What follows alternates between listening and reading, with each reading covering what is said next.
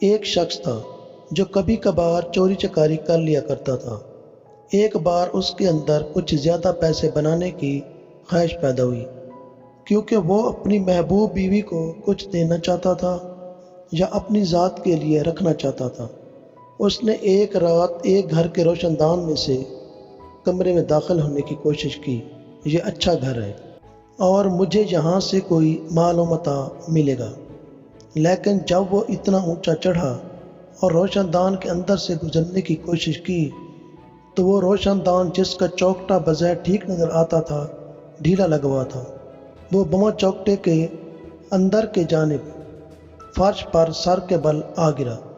اس کو سخت چوٹیں آئیں، چنانچہ اس نے وہ چوکٹا اٹھایا اور قاضی وقت کے پاس شکایت کے لیے گیا۔ دیکھیں کیا کمال کے آدمی تھے۔ اس نے کہا، جناب دیکھیں، میں چوری کرنے کے لیے وہاں گیا تھا۔ یہ کیسا نالائق مستری ہے جس نے ایسا چوکٹا بنایا کہ یہ ٹوٹ گیا اور کرچیاں کرچیاں ہو گیا، تو اس کو سزا ملنی چاہیے۔ قاضی وقت نے کہا، یہ تو واقعی بری بات ہے، تم اپنے گھر جاؤ، میں ابھی اس کے مالک کو بلواتا ہوں۔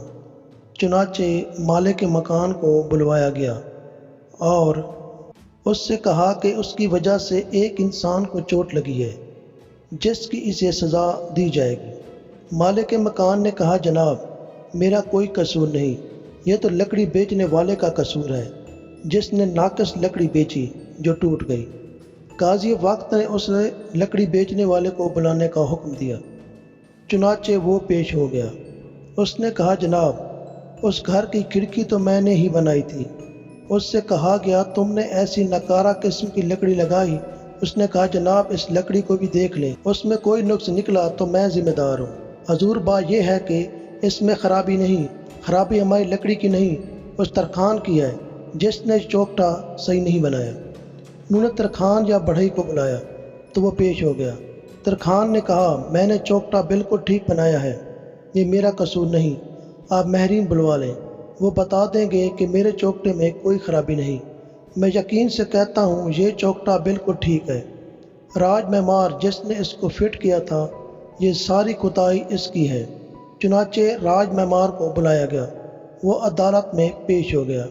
قاضی وقت نے کہا، اے نالائق آدمی، بہت اعلیٰ درجے کا چوکٹا بنا ہوا ہے، جوڑا بھی صحیح گیا ہے، تو نے کیوں موقع اس کا ڈھیلا بنایا؟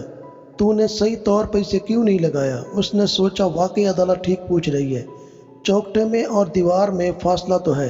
اس نے کہا، حضور بات یہ ہے، مجھے اب یاد آیا، جب میں چوکٹا لگا رہا تھا تو میں نے بیر سڑک پر دیکھا، اس وقت ایک نہایت خوبصورت عورت اعلی درجے کا لباس پہنے، بے حد رنگین لہنگا اور بے حد رنگین دوپٹہ اوڑھے جا رہی تھی، مزے سے اٹکھیلیاں کرتی ہوئی، تو میری توجہ اس کی طرف ہو گئی۔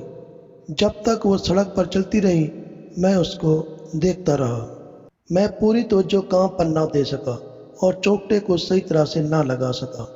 انہوں نے کہا، اس عورت کو بلاؤ۔ عورت کو سب تلاش کرنے لگے، شہر میں سب جانتے تھے کہ جو چھمک چھلو تھی وہ وہی ہوگی، سو عدالت میں پیش کر دیا گیا۔ پوچھا گیا، کیا تم وہاں اس روز گزری تھی؟ اس نے کہا، ہاں میں گزری تھی۔